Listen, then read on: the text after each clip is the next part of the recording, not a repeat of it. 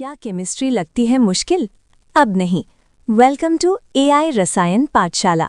चलिए शुरू करते हैं आज की क्लास। कभी सोचा है कि खाना बनाते समय पानी में नमक क्यों डाला जाता है? ज्यादातर लोगों को लगता है कि ये सिर्फ स्वाद के लिए है, पर नहीं, इसके पीछे एक बहुत ही दिलचस्प विज्ञान छिपा है।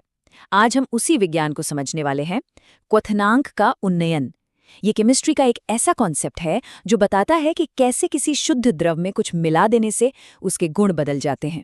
तो चलिए विलेनों के इन रहस्यों को समझना शुरू करते हैं। आज की हमारी चर्चा का रोडमैप कुछ ऐसा रहेगा। हम सबसे पहले क्वथनांक की बुनियादी बातों को समझेंगे, फिर ये जानेंगे कि ये बढ़ता क्यों है। इसके बाद हम क्वथनांक के बढ़ने और मिलाई गई चीज की मात्रा के बीच का रिश्ता देखेंगे।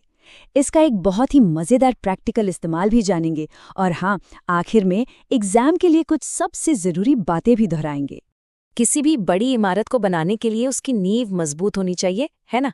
तो चलिए हम भी अपनी समझ की नींव को मजबूत करते हैं और सबसे पहले ये जानते हैं कि ये क्वथनांक या जिसे हम बॉइलिंग पॉइंट कहते हैं, आखिर होता क्या है। तो देखिए, आम भाषा में क्वथनांक वो तापमान है जिस पर कोई भी द्रव उबलकर भाप बनने लगता है, लेकिन विज्ञान में इसकी एक बहुत ही सटीक परिभाषा है। जरा सोचिए, द्रव के कण लगातार बाहर निकलकर भाप बनना चाहते हैं। ये है उनका वाष्प दाब यानी वेपर प्रेशर। और ठीक उसी समय हमारे ऊपर की हवा यानी वायुमंडल उन्हें नीचे की तरफ दबा रहा है। ये है वायुमंडलीय दाब।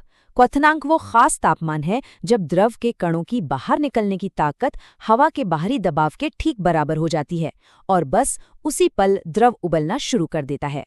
अच्छा, तो ये तो हुई शुद्ध द्रव्य की बात। लेकिन अब कहानी में एक ट्विस्ट लाते हैं। क्या होगा जब हम इस शुद्ध पानी में कोई और चीज मिला दें, जैसे कि थोड़ा नमक या चीनी? यहीं से चीजें बहुत दिलचस्प होने लगती हैं। चलिए कल्पना करते हैं कि हमारे पास एक बर्तन में शुद्ध पानी है। पानी यहाँ विलायक है, मतलब वो चीज जो अपने अंदर कुछ घोल लेती है। अब हम इसमें कुछ ऐसा मिलाते हैं जो खुद आसानी से भाप नहीं बनता, जैसे नमक। नमक तो ठोस होता है ना, केमिस्ट्री की भाषा में ऐसी चीजों को अवाष्पशील विलेय या नॉन वॉलेटाइल सॉल्यूट कहते हैं। तो होता ये है कि जैसे ही नमक के कण पानी में घुलते हैं, वो पानी की सतह पर भी अपनी जगह बना लेते हैं। अब इसे यूं समझिए कि पानी के कण एक दरवाजे से बाहर निकलना चाह रहे हैं, लेकिन अब उस दरवाजे पर नमक के कणों ने भी भीड़ लगा दी है। जाहिर है, अब पानी के कणों के लिए भाप बनकर बाहर निकलना पहले से ज्यादा मुश्किल हो जाएगा। और क्योंकि अब कम कण सतह छोड़ पा रहे हैं, तो विलयन का जो कुल वाष्प दाब है वो घट जाता है। मतलब अब अंदर का दबाव बाहरी वायुमंडलीय दबाव का मुकाबला करने के लिए काफी नहीं है। तो हमें क्या करना होगा?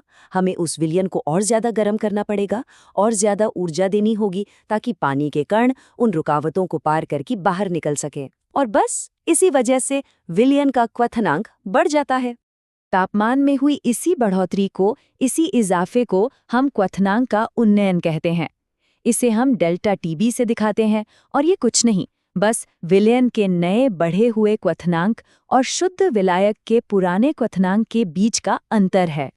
तो अब अगला सवाल ये उठता है कि क्वथनांक आखिर बढ़ेगा तो कितना बढ़ेगा? क्या 1 चम्मच चीनी डालने और 10 चम्मच चीनी डालने से एक ही फर्क पड़ेगा? जी नहीं, बिल्कुल नहीं। चलिए अब इनके बीच के रिश्ते को गहराई से समझते हैं।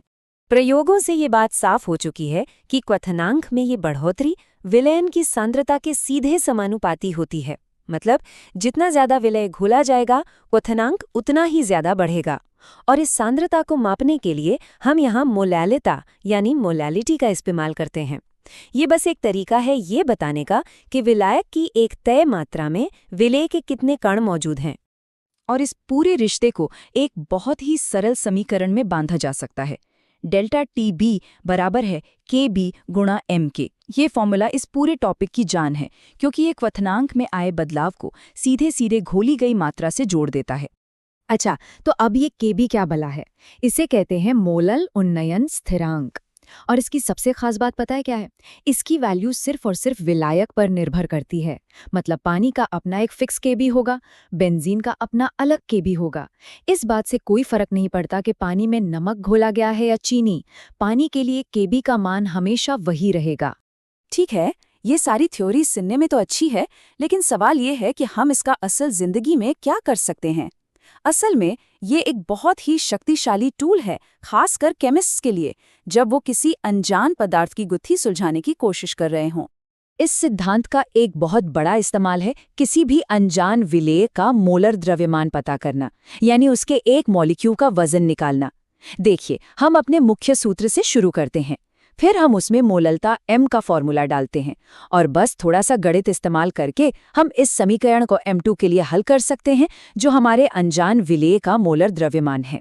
सोचिए, ये कितनी कमाल की बात है। सिर्फ ये माप करके क्वथनांक कितना बदला है, हम एक पूरे मॉलिक्यूल का वजन पता लगा सकते हैं। ये स्लाइड बस एक क्विक रेफरेंस की तरह है, ताकि उस समीकरण में इस्तेमाल होने वाले हर प्रतीक का मतलब साफ साफ पता रहे। W2 यानी विलेय का द्रव्यमान से लेकर M2 तक, जो वो मॉलिक्यूलर रहस्य है जिसे हम सुलझाने की कोशिश कर रहे हैं। तो हमने काफी कुछ समझ लिया है।